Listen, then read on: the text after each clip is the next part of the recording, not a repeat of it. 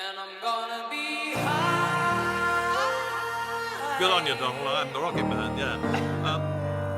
I'm a rocket man. And I'm gonna be Rocket Man.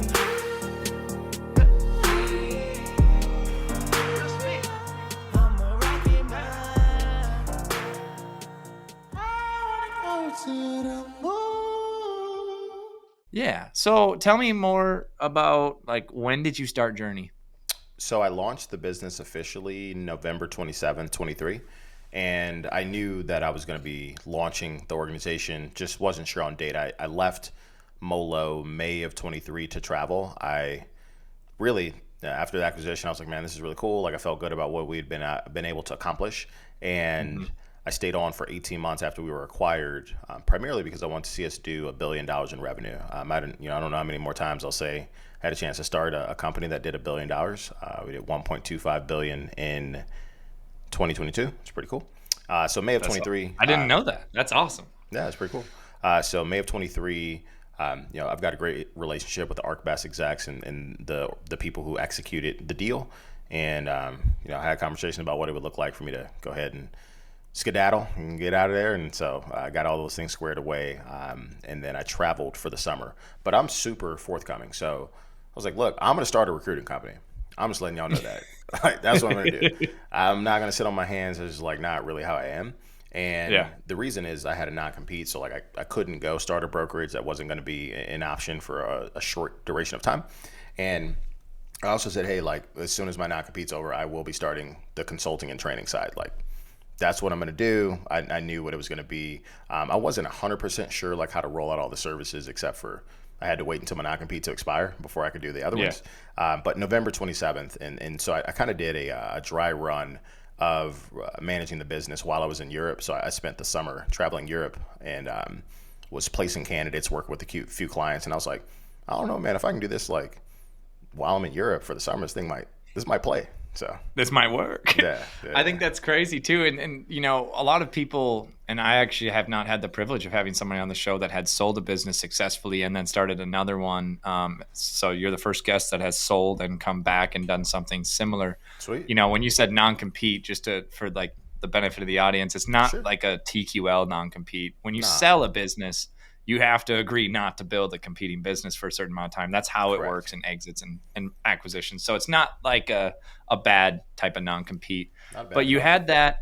You were, without getting into too many details, because some of it's sensitive, but you were able to stay for 18 months after a merger and acquisition, which is a long time, actually. A lot of people don't make it a year. And you were able to leave on pretty good terms, it seems. So Left on great that's some terms. good acumen. Right. Yeah. I think I've been fortunate enough to learn from some incredible leaders in business, and I've been in the, air quotes, professional world since I was 18. This is, nothing new to me, just a different version of it. My first job out of college was with Kimberly-Clark Professional. They're a $15 billion publicly traded organization. So I had the opportunity to learn the ropes and how to comport yourself in a professional manner. And so when I think about the things that I had a chance to do and build with the team for 6 years, I'm like, this was sick. I loved it. I learned a lot. Everybody made good money. This was really cool. Like kind of once in a lifetime opportunity. I also really care about relationships with people. I think that matters. And I see that now in our business because we have 105 clients that we do work with across all the different services. That Journey? Yeah. And so that's awesome. It's insane. We'll talk about like some of the, it's crazy. So, but so many of those people are people that I've met through the industry since I was like 23. We like grew up in the space together. We were carrier reps together at Coyote, and now they own a brokerage or are an executive at a publicly traded company. We're able to do work together. So going back to your point, like the way that I exited Molo, in my opinion, was extremely important for me to feel comfortable kind of putting a bow on this thing that we had a chance to build. Like I got no, ill will towards in anyone there, any of the ArcBest execs. They're all great people, really, really cool opportunity. And so for me, I'm like, look, I'm ready to go. Let's all have a conversation about what that looks like so we feel good about how we manage that. And so, dude, it was sick. I'm like, all right, like, thank you so much. Go ahead and get out of here. I'm going to Europe. So it was great. I think that's as close to a total success stories you can get. And then it's even better that you actually are able to start a recruiting company that's turned into, after November 27, 2023, a consulting and training, and now partnering with other brands and marketplaces. It's really a cool business to build. Now, take me through. Do you like being, obviously you own this company, so you're probably partial to Journey a little bit because it's your baby, but just like for the freight brokers out there, do you like the recruiting and the placement and the training side better than brokering freight, or what do you miss about the freight broker life? So the things I miss about freight brokerage are starting to become part of what we're building here, just due to the fast-paced, intense nature of onboarding a lot of clients and then having a lot of things to do. So part of brokerage is the chaos. That's kind of fun. The phones are ringing, it's energetic, you're getting new customer opportunities, everyone's excited, you're booking freight, like go, go, go, go, go. I love that. I'm insanely competitive. I just have like the drive to want to go win. And so I remember getting on the carrier floor as a brand new rep in 2014. I'm like, this place is sick. I'm at Coyote. I'm like, this is the coolest thing I've ever seen in my life, right? So those are the things that I miss, right? Like the energy of it. And so now our team is growing. We have, as I mentioned, 105 customers that we do work with. And so that creates a lot of buzz. There's a lot going on, a lot of requests, a lot of placements. We're doing a lot of consulting engagements, training, things of that nature. That's fun because there's a lot going on. So I miss that. Like, you know how it is, man, when you're just like in the nitty gritty, rolling your sleeves up, doing stuff.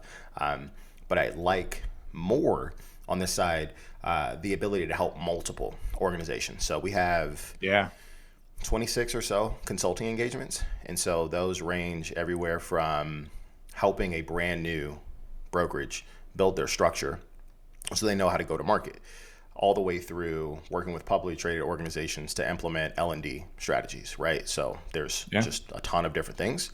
So like I'm in it. I'm in the weeds with execs. I'm looking at like really detailed information. So it allows me to stay close and sharp, which then on our recruiting side of the business, the conversations are healthy because like I may not have been, I haven't brokered loads since May of 23, but I have a pretty good pulse on what's going on due to the consulting stuff that we do. So it helps a lot on the recruiting side. Yeah, and it's good feedback loop. Like you stay sharp, and I'm imagining that like it's something that is fun about Journey is that with 26 consulting arrangements, each one of them is a different scope. And so like every day you get a different job and you get to solve a different problem. And that would be fun for me. I like every day. Every day. So, and so back up a little bit. Who is Will Jenkins? You you grew up in Chicago is what you told me before the show started, but how'd you end up in freight?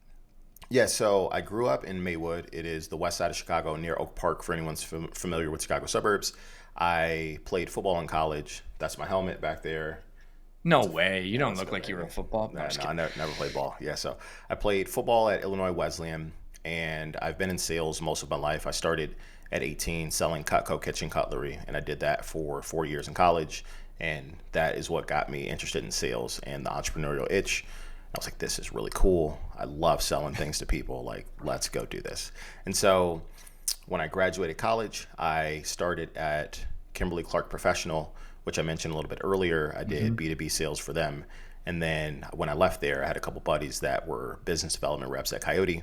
And so I was like, man, I'm looking for a new role. Like maybe Coyote's the place. And so I got a recommendation, interviewed, walked in. I was like, this is the coolest place I've ever seen in my entire life. I need to work here. And so I love that part of it because that's not what everybody says about freight either when they come in. A lot of people have the exact opposite. They're like, I don't like that chaos. But the ones who thrive in that typically do quite well as long as they don't thrive too much and just go crazy. Correct. Everybody knows those stories too. But so you got into Coyote. Was that in Chicago? So like Coyote started in Minneapolis and they must have branched to Chicago, or was that vice versa? Started in Chicago. They had an office in Lake Forest, and then when I started, they had moved to what they call the Green Exchange, the GX, and it is in, not Bucktown, but Logan Square. So they have an office in Logan Square, and that's the one I started in. Okay, so that's actually good info for me because my perception of Coyote was Minneapolis because I remember when they opened there, I'm from Minnesota, and I was working for R.R. Donnelly's DLS Worldwide, and several of the reps moved over to Coyote, and I was like, what is Coyote? Yeah. And I even checked it out. I was like, hey, what do you got going over there? You got kegs on Fridays? But I was young and married. So I'm 31. I've been married for 11 years. So I wasn't as interested in the kegs on Fridays as I probably would have ended up there, honestly. But Yeah. I ended up going a different route. But so Coyote, and then Coyote spawned, and then you guys went and started Molo, and Yeah. then you sold Molo. Take me through a little bit of Molo if you're willing. Yeah, totally. So I'll back it up a little bit. I was at Coyote for 3 years. I left there in January of 2017 to take a director level role with Transport America. They recruited me to be a director of business development there. They had recently purchased a brokerage in Chicago, and so I was going to lead that group. I was there for about 4 months, and then I reconnected with some old Coyote colleagues in April of 2017, and we started talking about what Molo could be. Didn't have a name, didn't have a bank account, didn't have insurance, didn't have an office. We're like, all right, like what could this thing be if we try to go build it? And I was like, man, I'll leave Transport America tomorrow. We can go ahead and get busy. So I walked in the next day. Don't tempt me with a good time. Listen, man. That's what you said. I do not. So I left Transport America the next day and was like, all right, let's try to go do this thing, and started working on it. We launched officially July 5th of 2017. And at that point, there were 3 of us. Andrew had a non-compete, so we had to chill for a bit until spring of 2018. And so day one, it was Matt Vogrich, myself, and then Stefan Mathis. Matt and Andrew went to college together, and then Stefan, myself, and Andrew all worked together at Coyote. So day one, 3 of us in the most startup of startup offices, downtown Chicago and River North, slinging freight, not knowing. You can't write a better freight origin story than downtown Chicago in like a startup office with your buddies. It was crazy. I still think about it to this day. Like, we got the small little space, 2,500 square feet. The phones are ringing off the hook. We hire like 1 or 2 people to begin with to help with like, track and trace carrier sales, and they'll kind of go and do their thing. And like, this is when it's fun, because everyone gets to really collaborate. Because if you're going to train up a new person that's never know anything about freight, like at this point we didn't have a training program. I remember sitting and like walking through this like 5-page slide deck. I'm really passionate about L&D, and I'm like, this is the best you're gonna get right now. We got to go book these loads. And then you're on the floor, and like, dude, the office is dusty, like it's above basically a club. The club is closed now. I think it was Social 25, and like on Thursdays the floors would rattle because they'd be like testing the speakers. But I'm like, this is the thing. Like, this is how you get it started. That's the spice of life right there. It was very fun. Year one was a lot of fun. Kind of getting that thing off the ground. Yeah, take me through. I think I've done this once, and so I know how hard it is. Like, take me through just some tactical stories, just for fun. Yeah. How did you get an MC? Did you buy one? Did you just register one and have it start aging? How did you get enough credit to start loads with factoring companies? Like, take me through that strategy if someone's trying to start a brokerage today. Totally. So we actually were able to get an MC through our initial investors that had the desire to start a brokerage. And so it was a little bit easier for us to kind of get that process up and rolling.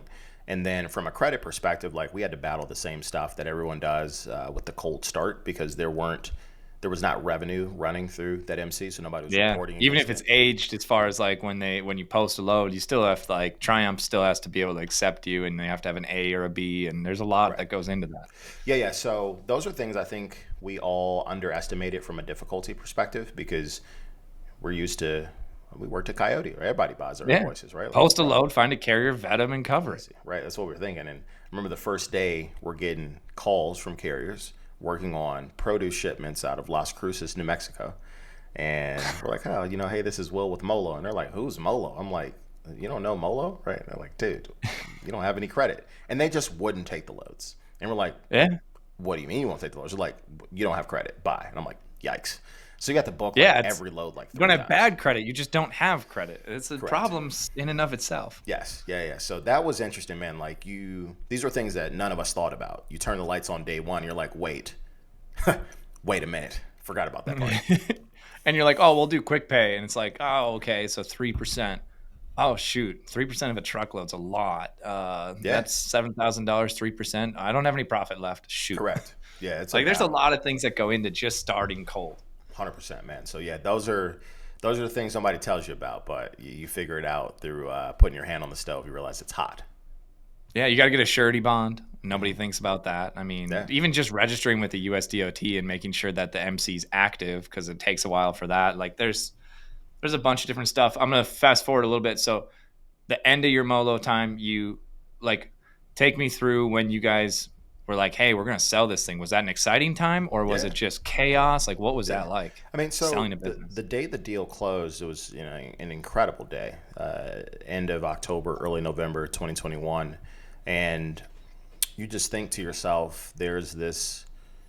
It's like a baby, this thing that you built with your squad, and you go to war to build this thing every day and build the brand and make it the environment and place that people want to be and contribute to, a place that your customers feel that lives up to the promises that you make, and the place that carriers come to because they're like, man, I know that company's going to do right by me. And so it was just such a surreal moment when everything's done and you go, okay, we actually did this, right? Like a large publicly traded company looked at this business and said, we're interested in acquiring it. And you jump through all the hoops to kind of get that thing done. And I'll never forget it. A surreal moment, like crazy. Hindsight's 2020, and that vision's pretty good. I was like, this is really cool. It's a really, really cool thing. Well, I mean, it is interesting. You said a large publicly traded company, like, a lot of brokerages have sold to private equity, but selling to ArcBest, basically known as an LTL carrier, ABF Freight, and they have Panther, and obviously they wanted to expand their truckload presence, but that is pretty rare to have a publicly traded carrier just buy a truckload brokerage. Mm-hmm. At that scale, I guess I should say. Maybe they buy smaller ones all the time, and I just don't know it. But normally it's a Redwood Logistics, like continual just build, buy, and that's how they're growing through acquisition and organically. But that's pretty interesting. So then I'm going to ask you a couple of personal questions. Why did you go traveling the world? What was that all about? I remember seeing you on LinkedIn. That was the first post I had like started to understand who you were. And I was like, oh, he's going backpacking for a year or whatever long it was going to be. Yeah. Take me through that decision. Would you just wake up one morning and say, I'm going to travel? No, so I love to travel. I travel quite a bit. I've traveled a ton for a long time. And so I never had the opportunity to live abroad. And it seemed like the best opportunity. I've been heads down, just cranking away since I was 18. I got my first job like 3 days after I graduated high school. I played 4 years of collegiate sports. And then as soon as I graduated, I got my full-time job with Kimberly-Clark. And your boy's been just working since then. So like, I didn't know when I was going to have another time to like not do anything for quite a long time. So I was like, dude, I'm going to Europe. Like, I'm out of here. No plan. I just booked a one-way flight. I did Chicago to New York. Had a couple friends I visited there. New York to Lisbon, Portugal. I had 2 bags. And you started in Portugal. That sounds kind of fun. Yeah, it was incredible. One of my buddies has been there, and he tells me I have to go. He brings his daughter there all the time. I'm like, man, I gotta try it. Portugal's beautiful. The food is great. It's really easy to get around. There's a ton of culture and history. So started there, and I ended up doing 10 countries and 22 cities across 87 days. It was great. And you were solo traveling? Solo. It was incredible. That's got to be crazy, too. I like it. Yeah. How old are you, if you don't mind? Yeah, I'm 34. 34. So, basically like 15 years of your life, you just trudged. You just pushed it to the limit. Then you took 87 days off, and now you built a massive company called Journey. Let's get into that a little bit. Just technical terms. So what would you say Journey is if you were selling it? Elevator pitch. We are a recruiting, consulting, and training company specifically for the freight brokerage industry. So all of our customers are anywhere between 25 million and some of the largest publicly traded companies in the space. And so we will either place executive level or high level sales talent, really any role in a brokerage will come in and work through a consulting engagement. So everything from base level, how do I structure my brokerage, all the way through, I have a specific problem trying to implement something from an L&D perspective, or I need to build out a carrier sales function, or my sales team, they need metrics or structure. And then I am passionate about training, very much so. I don't think I would be where I am if I didn't have really good coaches and mentors up to this point. And I think it's the biggest gap in our industry besides talent. That's a hill that I'll die on. And so we have a handful of training products that people license, most notably and recently an AI role-playing tool that is taking off like seen that. hotcakes. Yeah. It's crazy. You can like practice the phone calls, cold calling with it. Yeah, it's incredible. So we're in the process of completing a 75-seat implementation with a very large top 20 player. I have another top 20 player that we onboarded last month, and then 2 more in the contracting phase that are in the top 20. So if you were to ask me where I would place emphasis on L&D and focus, it's finding ways to make sure you can upskill reps effectively and do it in a manner that will get them to the skill level that you need. And we have the platform to be able to do that. So, yeah. And then take me through real quickly, L&D, I understand it, but for the audience's perspective, when you keep saying L&D, break that down for me. What does it stand for? Yep. What do you look at for improving that? So L&D is learning and development. And so there is often someone or a department that may be responsible for that, or it is a mixed bag of responsibilities based on the organization. So, you get hired by a company, you join, and then your learning and development is on the job sitting next to someone that may know how to do it particularly well, or maybe they don't. That's just happened. So you need to sit next to. Yeah. And so the best organizations are really strategic, and they have a crafted plan for how they onboard and then upskill talent. But the gap is wide. I was going to say most of them operate like you guys did above the club. You Correct. bring somebody in, and you know how to do it, and your 2 buddies know how to do it. Mm-hmm. And the way that I always looked at training was, no matter how good you are at training, if you just train by osmosis, they're going to be an order of magnitude worse. So like 1 level worse than you are, because there's dilution no matter what, and you have all this tribal knowledge. But you were saying it earlier, like training's the biggest gap in freight brokerage. I think 100%. it's probably it's the most obvious fail spot for every brokerage, is that they just 100%. can't scale. I mean, think of Cradle to Grave. The whole reason it exists is because they don't know how to, like, brokerages struggle to train departments. And I don't know many brokerages that are in the 10 to $50 million range that have somebody for L&D. Like, they don't have a person. Maybe they all do it. Right. And they have somebody that they call HR that does payroll or whatnot. And they're like, yeah, you onboarded and you watched these videos, didn't you? So I think that's huge. And then I talk a lot about AI on the show, and we talk about all the like levity, happy robot type companies. But AI in sales is, if you can cold call, and I'm not pitching Journey for anybody that's listening, but I kind of am, because I don't know anybody else who has the tool. I've seen it just from your website. I think Michael showed it to me. You can role play cold calling with an AI voice, but imagine being able to practice with, like, the best that I've ever done is in a conference room with my sales reps, and I'm the seller, right? Or I'm the customer. But the AI, I mean, you scale that times 100 cold calls a day with live clients. If you did another 20 role play, oh my goodness. Yeah. So The I think that's a huge feedback loop for upscaling reps. And I don't know any brokerage right now in the space that's like, hey, I'd love to add a bunch of sales reps that are green, and I'm going to pay them, and I'm going to add headcount right now. That's my plan. Hire 100 sales reps. How about you just make your current ones upscale?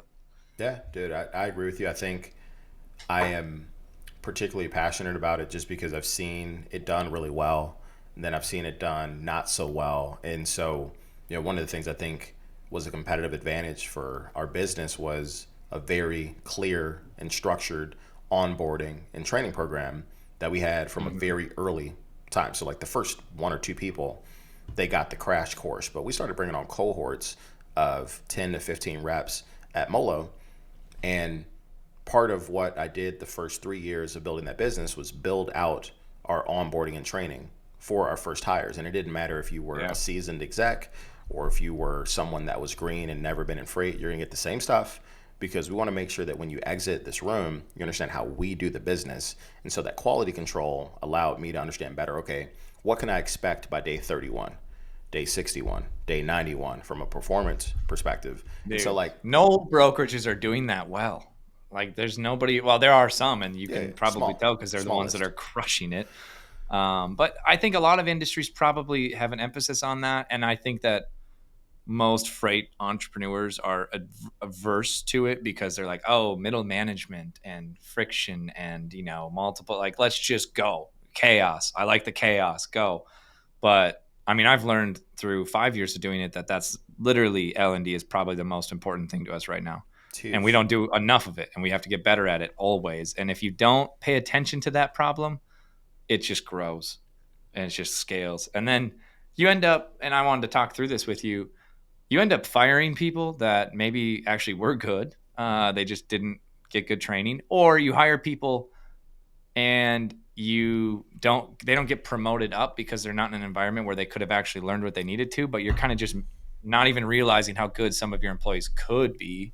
So you hire 3 more instead of just, hey, actually, we got a killer here. You just don't identify it soon enough.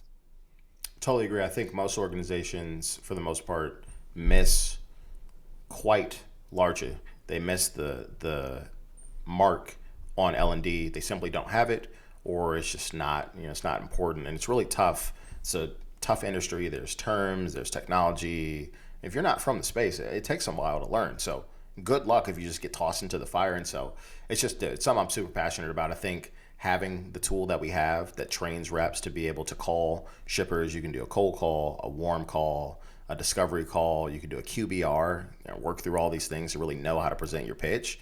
But then also we pair that with the knowledge our team has to build true training. So then you can pair that with watching our videos, taking the courses, coming to some of our live stuff. So now you have actionable insights to do your job well. And then you can go pair that with true training. That part's fun. It's fun. So let me ask you some questions about Journey then. So how do you charge for something like that? Is it all subscription? Is it a platform, or is it a consulting fee? Is it a mix? So it depends on the services that the client uses, but if someone is using the AI role-playing tool, then they pay per seat. And then if someone is licensing... That's like a Salesforce type subscription per seat. Okay. Yep, same deal with our training. So if you want to come and license the training that we have, you pay per seat to access the training. We do sales boot camps. We have one on March 25th, 26th, 27th, and then one March 10th, 11th, and 12th. So people pay per attendee. Those are Nice. 3 days long, 3 hours per day. And we go through everything from cold calling to cold emailing, prospecting, how to manage. Is that virtual or is that in person? Virtual. Nice. Yep, we cap So- it. I just love that. Like, I love your business model, and I want to talk about it. So you are able to have 105 clients. I bet you don't have 105 employees. No, we have So 6. like, so that's what I think this is the business of the future. Is every business is like going to be modeled after that. And I saw Happy Robots co-founder post today like about a growth engineer, and his actual post was like something like, "This is the last hire we have to make because we can scale without hiring people." And I'm like, I love that mentality. Yeah. And obviously it won't be their last hire, but I like the idea behind it. But I think that one thing most people in the freight brokerage space, especially in 21 and 22, didn't think about was revenue per head, right? Absolutely And not. those just basic metrics that you should think about. Everybody threw them out the window during the ZERP era. But do you see yourself scaling it because it's technology? Do you see it scaling much more with revenue with lower headcount? And then, talk a little bit about what you guys are doing with what you're doing with Shipper CRM. And is that kind of how you're going to grow through marketplace and partners instead of just hiring a bunch of sales reps? Yeah, so from a headcount perspective, I don't think we have to add much headcount to add new customers, strictly due to the traction we've gotten in our first year. So 105 customers, all inbound, based on building a strong LinkedIn presence, both through my brand and the company's brand, and then having a really focused messaging and targeting plan with just the content that we do. And I'm not like a salesy guy. I've been in sales my entire life, but I would say that the things I try to post are what I would consider to be generally helpful information that a younger version of myself or another entrepreneur could read and go, Yeah. man, all right, like I can do something with that, right? If that's of value to you, then maybe we end up having a conversation. We're going to cross paths. Like, I want to have information that people seem to find valuable. So far it's worked, right? Like, we're going to have to execute an outbound motion for this thing to keep cranking. And I think, I think we have the infrastructure to do that without adding a lot of headcount, purely based on the close relationship with a lot of decision makers at organizations in the space. So I don't know that Yeah. I don't know that I add many sales reps to go and keep this thing cranking. It'll be a low headcount biz. Yeah, and I actually had Christian from Shipper CRM last week on the show. It'll release after we're done today, Let's but go. he was talking about Freight Caviar, and Yeah. I was like, "Hey, did you specifically build with Paul Freight Caviar to then launch other products?" And he basically was like, "Well, that wasn't the original idea from Paul and all that, but that's what it's turned into." And you talked about building on LinkedIn. That's how I knew about you, was LinkedIn. Yeah. And you basically built a brand, personal brand, and then turned it into Journey. Mm-hmm. But it was Will Jenkins, and then it was Journey. And then you've got, I don't know all your employees' names, but I see them. And I think one of them's named Morgan. I could Yeah, be she's totally great. wrong. She was But yeah, on. I see Morgan's stuff. And it's on brand and it's with Journey. And it's like, you guys are doing a really good job of that. So are you bringing that to freight brokerages? Like, is that part of your consulting? Like, you can teach them how to do that type of stuff? Yeah, so a lot of the engagements we do with executives, once we get through whatever big ticket items they wanted to attack, end with a session on marketing and branding. I think Yeah. that is a massive gap in our space as well. First, L&D. Second, probably talent acquisition, or the ability to retain talent. And I don't want to go on a tangent here, but And those go together, actually. they really do. But like transportation in the brokerage space is a commoditized service because the bar is really low. You can get an MC number, you can get a license to DAT and truck stop, you get a surety bond, you get insurance, boom, you could broker freight. The bar is low. What Yeah. differentiates you is your ability to execute that freight, and that oftentimes comes from the talent. So going back to the question around like building the brand and doing things of this nature, if you're an exec in the space, we help coach people how to build their brands and be authentic and be themselves. But that's a differentiator because you can attract better talent as a result of it. Because people, The whole point, right? I started posting on LinkedIn so that I could hire people. That was Correct. literally, I had 2 employees and I was like, hey, I'm going to start posting on LinkedIn. One of them was a marketing employee. And I said, hey, I don't know how to do this. I'm going to record videos on my phone and you're going to have to post them on LinkedIn with like, get the captions on there. Sure. And I started doing that in 2021. And every major hire we've made since then, since we've really grown, every one of them either found me through LinkedIn or used LinkedIn to verify that they did want to work at Rocket. It's a big deal. And Man. that was the whole plan. And now I do podcasting, and that's a whole different branding play, but I do that so that I can be on camera with experts like Will Jenkins. And then I'm just being transparent. By association with Will, people think that I know what I'm talking about, even if I don't. I sometimes do. But it is a different branding play, but all of it is designed to grow Rocket. And I actually As it just should be. I would go crazy if I didn't have like a creative outlet. So I love marketing. Yeah. But we don't do paid advertising. We do all content. Yeah. And we don't do enough of it. And I'm always trying to do more. But I just think that it's the biggest cheat code in freight because All no day. one else is doing it. Like All there's day. less than 10 players doing it well. Less All than day. 10. And you know how many brokerages there are? Dude, this will be something that you'll see more as we start to roll out more of our full service offering. Like, we don't advertise consulting. It's a bandwidth thing. I do all the engagements, right? So like, I'm not going to go hype up all the consulting we do because I don't have the time. We are adding more resources, a very, very fun strategic ad that you will see here in 2 days.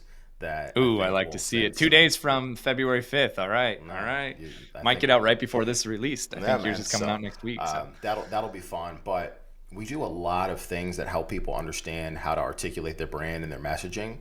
But most people don't do that very well, as you mentioned. And I think our team is uniquely equipped to do that well for our team and our business, and then also help others, figure out how to It's do an appeal to authority. If you're doing it for your business and it works, it's like, oh yeah, you guys should also do it by extension. Same thing is, hey, I have a lean team and we have lots of customers. Freight brokerages should try to run that model too, but without cradle to grave, good L&D, good talent. Yeah. And actually, I think today you posted this. Maybe it was in my feed from yesterday, but you posted recently about like, you just got to have some dogs. Dogs. And if you've got like talent acquisition actually is, and I would second that. Running a business, I have 25 W-2 employees, and I've been building it for almost 5 years, and I've hired 43 people. I only have 25. Mm-hmm. When you find, and I've got 2 guys in my C-suite, Michael and Troy, they're dogs. Dogs. Like, and they were employee number 1 and 2, but they're my buddies.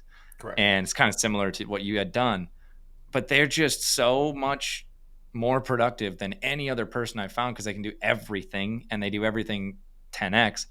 that post really resonated with me. Talk about talent acquisition and how Yeah. you guys help companies do that, and your idea of what should a brokerage be recruiting for, like from somebody like Journey, and there's others in the space. It's a big Yeah. space, recruiting. So I want to go back to something you asked me before, though, that I yeah, didn't mention, yeah, which is Shipper CRM. So I had the opportunity to become an investor and partner in their business in October of 24.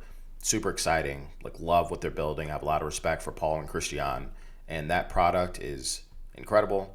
And the customer acquisition is going insane right now. So it's really fun to be on the inside of a freight tech org, because like I've never built technology. It's cool to learn. But for us, kind of keeping the team lean, it is nice to have good partnerships with organizations that have broader distribution and are talking to like customers, the same ICP, same target market. Because if, and this is something that'll be live here in a few days, clients of Shipper CRM are going to have access to part of the Journey suite of services from a training perspective. So that's so hey, smart. That just makes sense. just makes sense, right? So you want to figure out how to write good emails to shippers? Fantastic. Here's a course for you, right? You want to learn how to cold call or prospect more effectively? Boom, right there in Shipper CRM. So we want to be able to continue to provide value to that target market, because to us, that makes it a better, more cohesive product. They're going to be able to go build their businesses more effectively. And so the two of our businesses together can create massive impact in the space. So you don't need to add a lot of salespeople to get a large return from a customer acquisition perspective.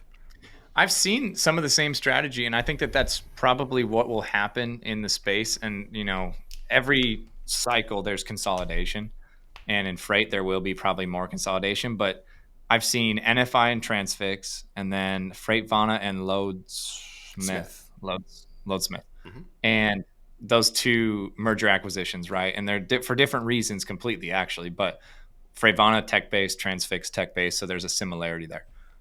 But I think that that's the future of logistics, is whether it's Journey and Shipper CRM or Freightvana and Loadsmith, growth, customer acquisition growth through marketplace instead of just cold outbound or marketing. Like it's the best organic or inorganic channel there is besides just buying companies. And that gets really expensive. I feel and like EBITDA if value. you're an owner and you're looking at your P&L, you need to figure out cost, and specifically what does it cost for you to add a net new customer.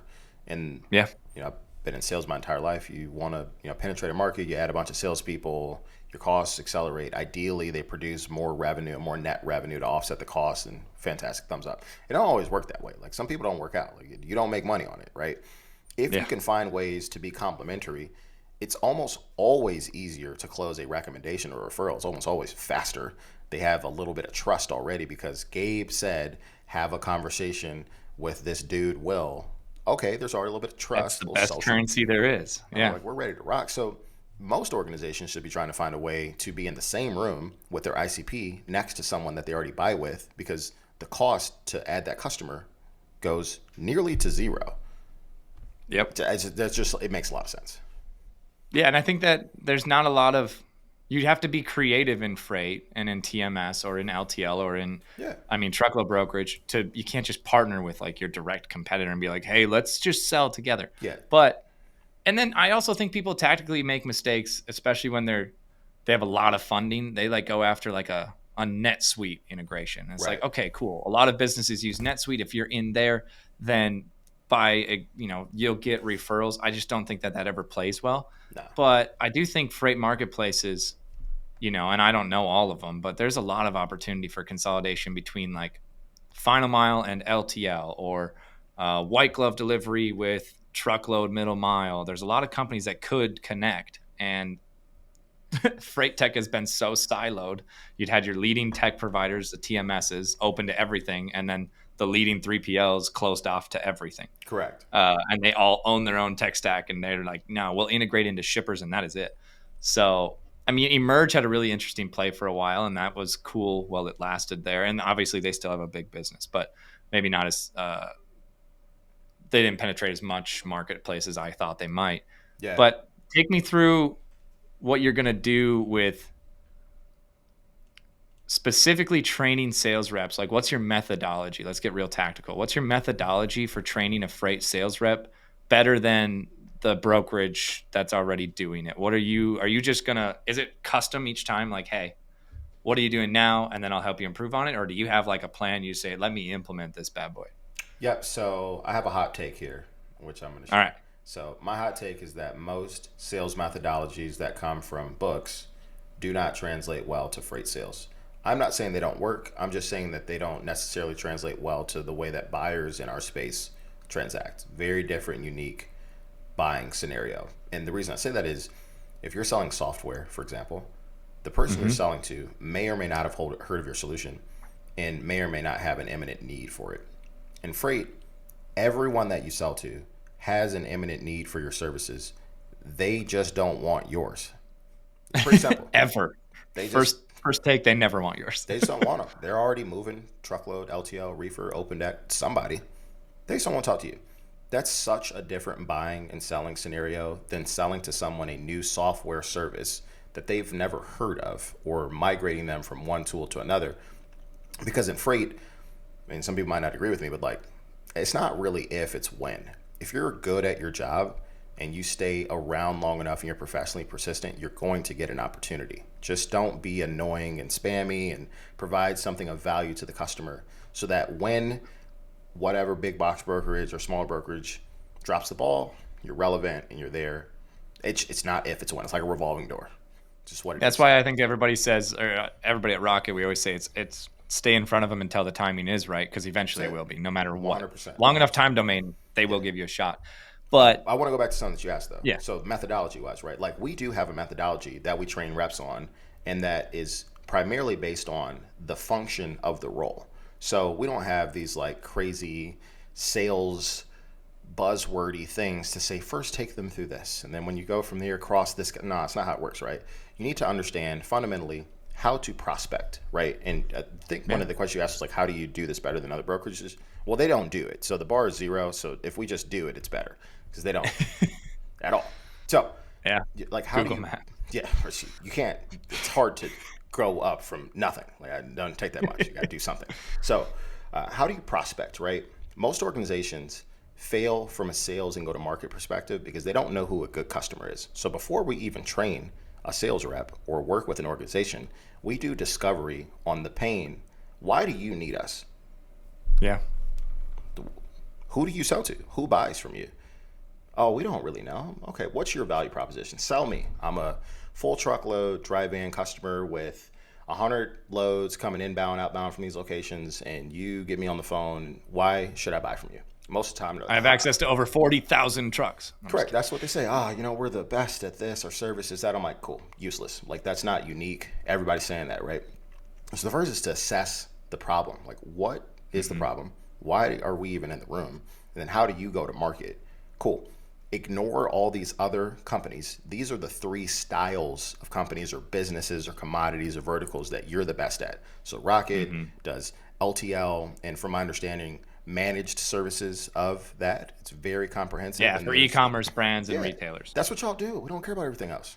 I don't care. Yeah. Fantastic. We don't do contract truckload. Don't contact me for that. I'm not very good at it. I'll admit that. I'm not your guy, right? And like, that's totally fine. So how do we narrow that in? Okay, cool. Now, how do reps prospect? Where do they go and find leads? How do they identify a good or a bad lead? How do they weed out bad leads before we even start spinning their wheels? Because there's reps today, right now, sitting in a brokerage, calling customers they should never be calling, who don't have enough freight spend to even warrant a phone call. But they don't know it because no one taught them that the lead is bad. They're just doing their best. It's not their fault. Company just never prepared them. Cool. You learn how to prospect. How do you begin the outbound motion? It's a phone call. Is it an email? Is it LinkedIn? Like, what does that messaging look like? How do you do it at a manner that is interesting to the person on the other end? What do you need to do to understand buyer personas and verticals and modes? Because if I don't understand how to sell to Gabe, who is a transportation manager at a big box retailer, who's tired of paying fines, and man, product never shows up on time, and appointments suck, and during peak season, like all these things that just make your job the worst. If I'm brand new and I don't know how to talk to you, my messaging is going to be bad. It's going to be exactly what you said. I got access to 40,000 carriers. My service is great. Sick. Get in line with the We 87 have other proprietary access to DAT. Not sure if you've ever heard of it, but I have a lot of carriers on there. So let me tell you, when I log in, there's a lot of posted trucks, and I can get them for you. Like, Yes. And I'm better at talking to the carriers over email than most. so like all those things is just like not super valuable. So cool. Yeah. How do you teach people how to message properly? Okay, cool. We got some interest. Customers are starting to talk. Okay, have a phone call. I'm on the phone. Is it a scheduled meeting?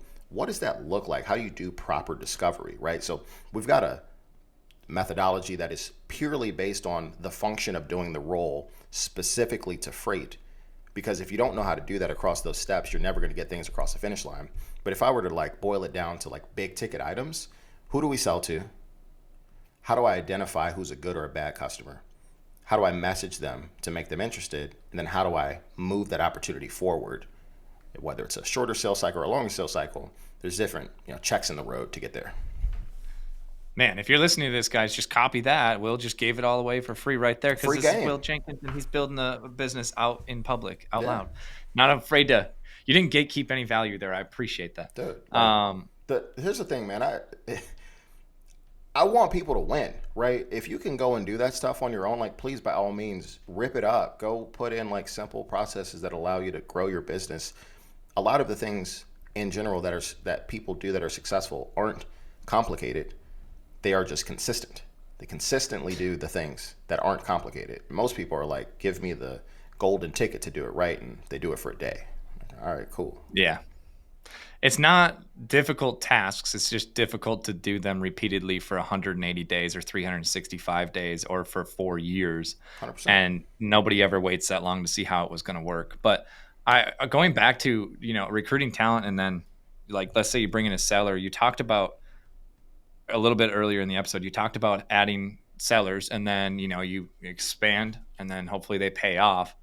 And I think that the whole model, just to kind of like spill the tea of the industry, the whole model, most of the brokerages, the bigger ones, have figured out that does not work, right? And so they do it anyways, but they put you on a draw.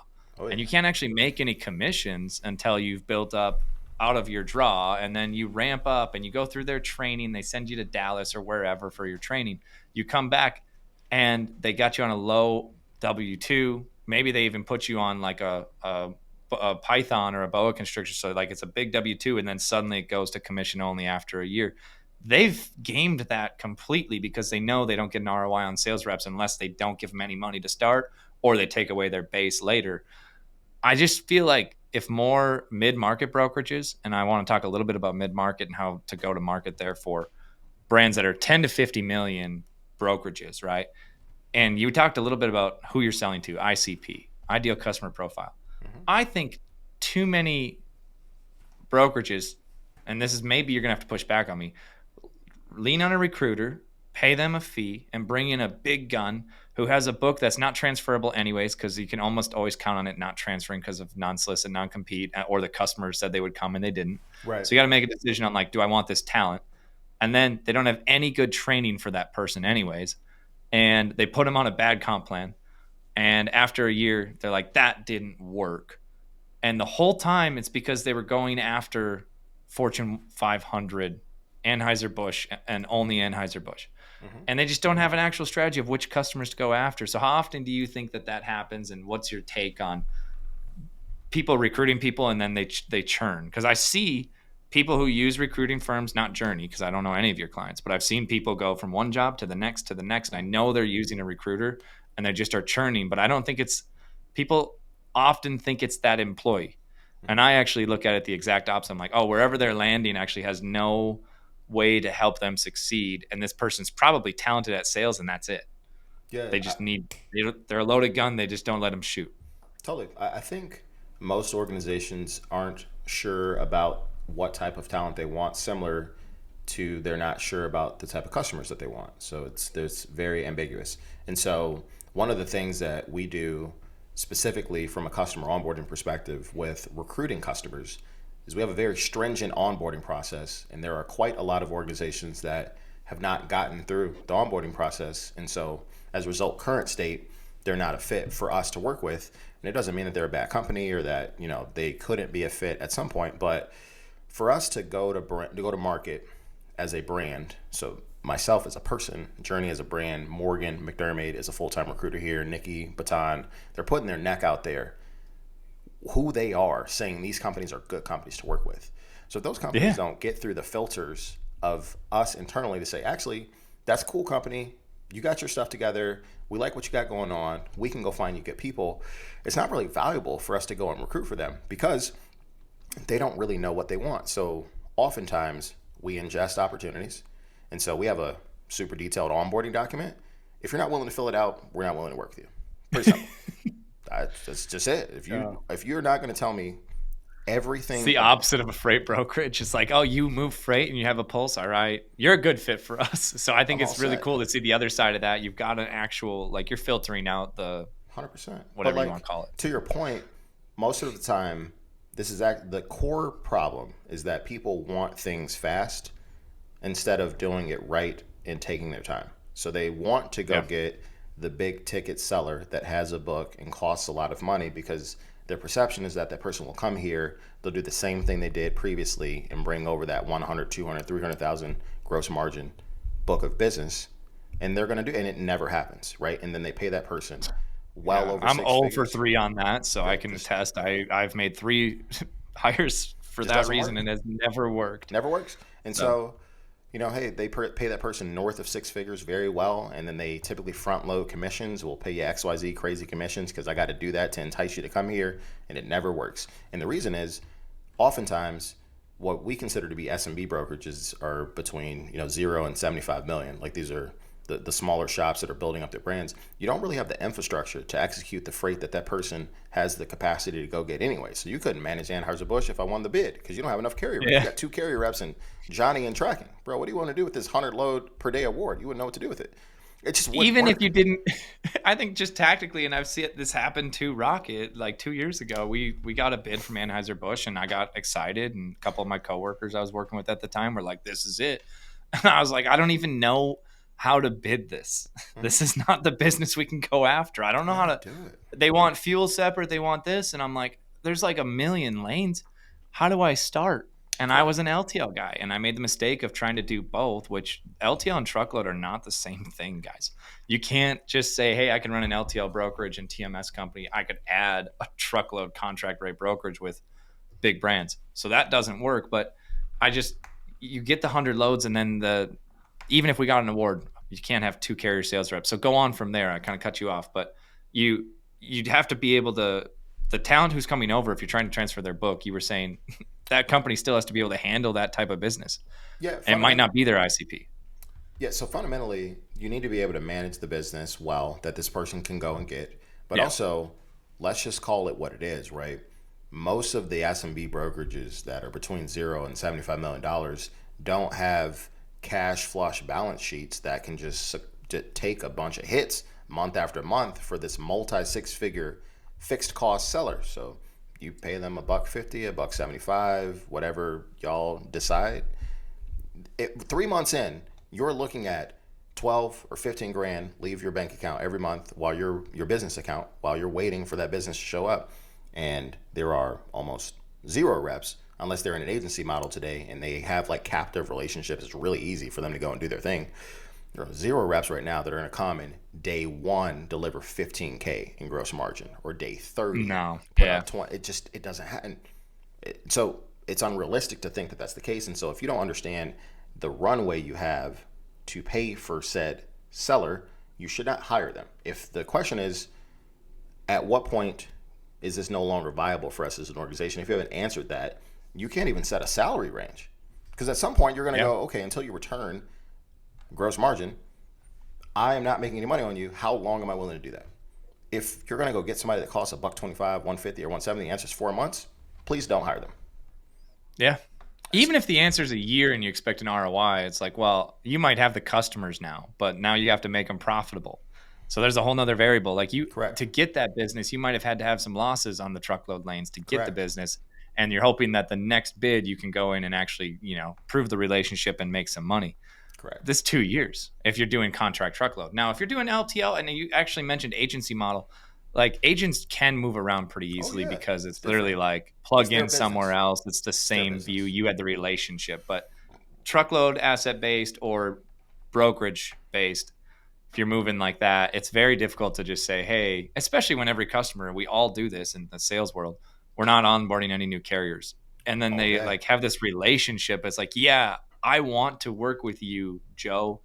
And if you go to that company, I'll try. And then compliance is like, we're not onboarding any new carriers. Right. So, Right. or they didn't pass onboarding. You hate Maybe to see they, that. there's so many traps. Yeah, you hate to see that. So yeah, I mean, I see that frequently with organizations that are not really sure who they want to go get, what budgetary constraints they have, and what runway looks like to actually set up a structure for that person to succeed. And the answer oftentimes is like, man, you're just not ready to go hire that level of seller, and that's okay, totally fine. Yeah. So then you just use AI models and you improve your sellers and you hire sellers who are a little green.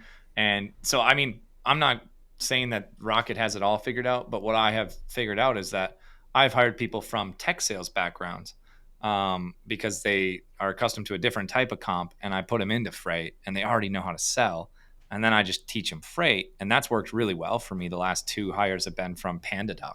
Love And that. they came over to Rocket Shipping, which they're like, what is freight? And I'm like, hey, you get recurring commissions. Yeah, Because in the fun. SaaS world, they're like, you go and you eat what you kill, but the quotas move around and there's always different. You get the big check at a time and then nothing in between. And I'm like, you got to get over to the world of freight compensation. You build a book of business, you keep it, you always get commissions. Yeah, And that was an easy way for me to track that. But on the same point, if you don't have good L&D, which we haven't always, and we still need to improve, it's a longer ramp. They don't know anything about the industry. So most brokerages will choose I'm going to hire a freight rep killer. He sold at CH for 24 years. He'll work perfect at Rocket, which is a startup, I promise. I've never hired somebody from CH, but it was an example of what people do. A carrier sales rep, $300,000 salary. He's going to build my carrier Absolutely not. sales model out. Well, you only move 10 loads a day. So like, how are you going to, Absolutely not. and he's not going to move the loads. He's going to teach people to move the loads. Right. So what's your methodology? So I talked a lot about recruiting. I talked about journey. You've sold a business. Like you basically had an MBA in freight because you've gone through being on the chaos of the carrier sales floor through selling a business to a publicly traded carrier. Now you've started your own thing and it's growing quickly. What's next for Journey? This releases in a week and a half. So Yeah. if you have announcements with Shipper CRM, you already did. That'll be already live. But what's next for Journey, and how are you going to attack the market with this 2025 on the roadmap? So, you know, I became an investor in Shipper CRM in October of 24. We're going to continue to strengthen that partnership, help that organization grow, make sure that what we're building here is valuable to their target market so that they can sell more effectively. And you'll continue to see things like that from us. But also, what we're going to see is a very focused effort on the 3 services brought to market cohesively, because this time last year, that wasn't an option. All we talked about was recruiting. And so now for the first full calendar year, we can talk about being a recruiting, consulting, and training company, which to me, I think gives us the distinct competitive advantage because the conversations we're able to have are very different at a extremely different level in terms of freight acumen and business acumen. And to me, I just had this conversation before we started with a good friend of mine. We're talking about opportunities. So we ingest opportunities. Doesn't matter where they come from, right? Someone needs consulting, they need training, they want recruiting. Doesn't matter. Let's talk to you about your business. And so our team is well versed in the space to be able to assess the need and then figure out how we work together. It doesn't really matter what service you choose. A lot of our customers use all of them. So we figure out where we start, but it's a more consultative approach, which I think allows us to diagnose how to help service the customer, which then creates long-term customer loyalty, which creates recurring revenue. So that is a big focus of us, focus for us bringing those 3 things to market at the same time, with the AI role-playing tool being the leading service. You will see us really hammer that, and the traction we've gotten in the last 2 months with 2 of the top 20 players and 2 more in the contracting phase right now leads me to believe that we'll be having this conversation in December and that number will look more like 10 to 15 of the top 20 using the tool. So I love that. I'm bullish on the AI role play tool, even more so than like the AI voice to cover loads. Oh, yeah. And because it's like, well, first off, most brokerages are trying to just get more loads right now, not get more efficient. It's not like they're just taking loads in everywhere for all the truckloads and they're like, I just can't cover them all.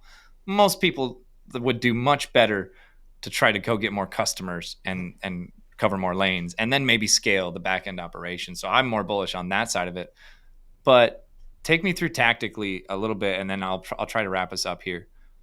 What's your tech stack look like? So you're not an engineer, right? But you've got this platform. Do you use, like a Salesforce platform, or like a Revanova, or like how are you No. getting the training platform built out? Did you Yeah. contract it out? Take me through some of that. So, we have a standard technology that we use for an ATS on the recruiting side. Nothing Okay. too crazy there. Standard CRM to manage opportunities. We use HubSpot, like none too crazy there. Out of the box, relatively easy to use. And then from an L&D perspective, there are quite a few really strong like white label LMS opportunities. So digging into those to make sure we can deploy the training that we've created in a manner that it's easy from a UI UX perspective. So I'm not a coder, I don't know how to code, I don't know that stuff, but I know that there are relationships to be fostered with people much smarter and way more technically capable than I am. And so we leverage those as often as possible to deploy. That's so smart. technology. I actually set you up on purpose. I was trying to basically make a point. You do not have to build your own tech anymore to start a company. Everybody's like, I got to build a TMS, or I got to build this.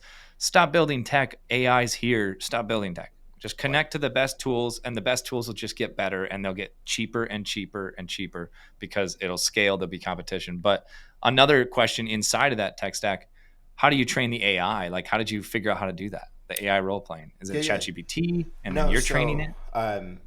Fundamentally, the tool itself was built with the back end. So I did not build the tool to be trained. I didn't build it, right? But the information that you put in order for the bots to respond the way that we need them to is all information that our team has about how a director of transportation at an enterprise or mid-market or SMB style. There's the IP right there. Yeah, so a lot of the information is, okay, let's work through this. This is a discovery call. Fantastic. The discovery call is with Gabe, and Gabe is the director of transportation at Nissan. Okay, cool.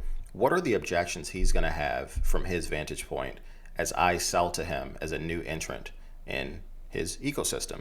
Well, he might think, can I handle cross-border freight because we're doing a lot of stuff from Mexico to the States? Can I manage the customs and border crossing? Do I have the right capacity? Can I do drop trailers? Have I ever worked with just-in-time shippers? Like, he's got pushback on all that stuff. And then the standard, I don't need any new carriers. I'm not interested. Rates are good. The market's off. Like, how do I really prime the information in that manner so that when a rep gets going, it's realistic? And so that's all from us. I mean, I've been in the space the last 11 years where I'm like, dude, I've had so many people tell me so many things specific to how you sell to them. And I think that creates a very realistic environment so that you, as an owner or an L&D leader, can take a new seller and put them through the motions and not burn leads. Practice. Yeah, you don't want to waste cold calls. It's like it's perfect to do it that way because you're getting real training without wasting leads. Don't want to waste leads. Too valuable. And I know there's a lot of leads out there, guys, but like you don't want to waste an opportunity with an ICP that you know is good. So then you end up having them email instead of call, and they're just not ready. I really think I'm bullish on that tool. I think a couple of more questions for you would be, how do you invoice people? Like, what do you use? Are you QuickBooks? Are you Stripe? Like QuickBooks all day. QuickBooks Online? Yeah, easy. Hey, same here. It doesn't matter how big you get. You can still use QuickBooks. I promise you guys. You do not need Great Plains or to go to the next thing. QuickBooks is pretty good. It's easy. You should. Okay, so you're using QuickBooks. How do you file taxes and stuff? You have that all figured out? Yep. Good old CPA firm. Go ahead and take care of it. It's not horribly difficult. I just don't like doing that stuff. So I got a good accountant and a firm to help us. I mean, people might think this is boring, but the right audience is like, okay, so I can actually do CPA firm and QuickBooks, and like I don't have to build my own system to go to market. I just have to have your IP. And I was talking about this with Christian, and that releases tomorrow. If you're listening to this, this will be like a week later. But he was talking about LLMs and like the oil. So the LLMs are the hydrocarbons, and then you would get the oil out as crude oil. Then the refineries, you're a refinery. Correct. You're training the AI for freight, and that's a super valuable thing. And like you're first to market with it. I mean, there's probably a lot of CEOs or executives, if they heard this, they're like, oh, couldn't we just train an AI internally? Well, you probably could try. Totally. It's a lot of work, and then you might figure it out and you might be able to use it. But the same concept just came up and on accident, but full circle. don't build it. Use somebody who's doing it well. Partner with them. Scale it quicker. Don't add headcount. And I think that that's like the proper usage of AI right now, at least. And I do think that the pricing will go down over time for you to be able to train the model, which will then go down for your customers because AI, open source, and all of that with DeepSeek is going to drive costs down. The wrapper companies are going to be able to operate more profitably, do better deals for the companies like Rocket that would need to use it. So, Absolutely. all right. I got one question for you. Got to end the show with it. And this, I ask everybody this, and you can't. So I'm going to ask you what your biggest mistake was, or a mistake that you made that you didn't have to. So a lot of times I've learned from the first few episodes that most entrepreneurs are delusionally optimistic, and we're like, hey, we're the sum of all of our experiences. So I don't want to undo any of it because it was important to learn those lumps. But was there any mistakes you made that were just kind of dumb that if you hadn't made it, it would have just either you would have got there faster or you would have just never had that pain? And if someone's listening to this, building a brokerage, building a tech company, they could just say, hey, at least I avoided that one. Thank you, Will. So, Molo specifically, I think that it would have been advantageous for us to have a more stringent onboarding process from a customer sales perspective sooner. We were very good the first 3 years onboarding entry level carrier sales and ops talent and putting them through the right program to execute their jobs well. And a lot of us were selling at the executive level and had relationships. So that was the engine to keep the thing cranking. We started adding customer facing sellers, and the process that was in place to train them was not adequate. And so had we executed that sooner, we would have spent a lot less money with churn and would have been able to retain sellers more effectively because they would have just been more productive. And so I moved over to the shipper facing sales side to help build out that group and that team in January of 2020, which was a lot of fun. You get your hands on stuff and start like building again after architecting some of the other side of the business. But it just would have solved a lot of pain, like you bring in a seller. It's a lot of stuff that we talked about up to this point. Hey, grab some leads, do your best, make your calls. It's oftentimes not intuitive, but you have to slow down to speed up. And if you think about that's like the worst thing for sellers too. It's like no one thinks that way because we want to go quickly. We want to do everything fast, right? So you think about the amount of people we probably hired that didn't work out. So they either exited the organization or they had to, maybe they went to a different role, and the amount of leads that got burned or just weren't a fit and the customers didn't respond properly. Like, what if we just didn't do that? What if we just hired like 2 people and trained them really, really well? And then once that worked, we said, cool, that process worked. Let's iterate on it and give the next 2 people the right type of training.